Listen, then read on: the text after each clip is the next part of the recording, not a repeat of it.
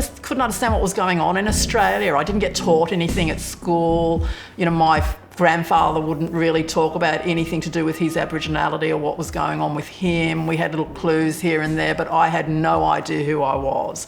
And I remember in my early 20s being at a pub with these other people that I knew, and they were like Irish Catholic and whatever, and going on about all this politics, and you know, their identity was all wrapped up in what they were talking about and who they were, and they were really confidently talking about their ideas about everything. And I just sat there not knowing, who the fuck am I? Like, what's our story? I don't know. Didn't understand anything.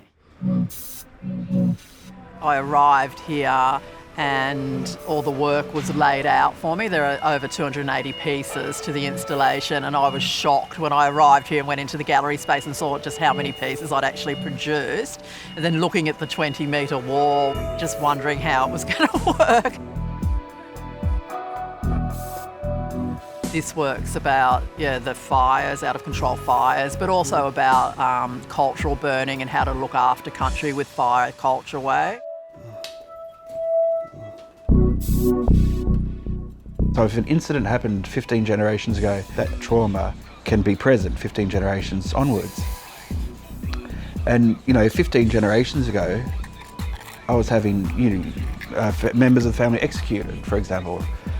Many members of the family have hung, drawn and quartered and beheaded and executed, right?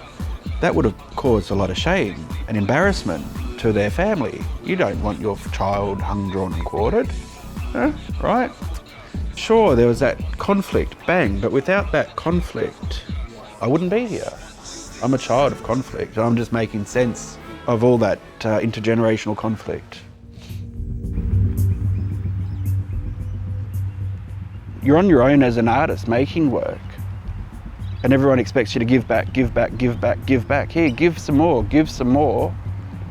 or give until you've got nothing else to give and you're fucking on the floor, and people are celebrating you with a glass of wine in their hand, and oh, isn't that amazing? Well, it's more than amazing. It's phenomenal that person gave so much to give you the enjoyment, to hold the glass of wine, to look at it and go, yeah, I really relate to what he's saying. Anyway, next.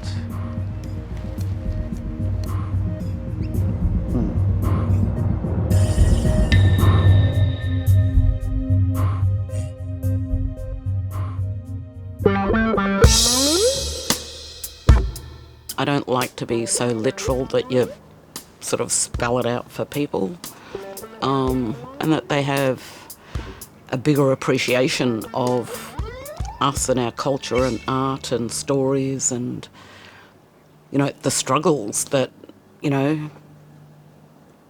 our forebears have had to go through for us to be able to do what we do today.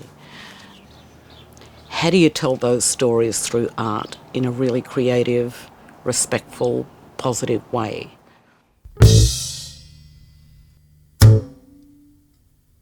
If I subconsciously arrived at the way that I reel people in because of the aesthetic and the colours in my paintings, but when people come up to look closer at the canvas and all of a sudden the black fist comes out of the canvas and smacks them in the face,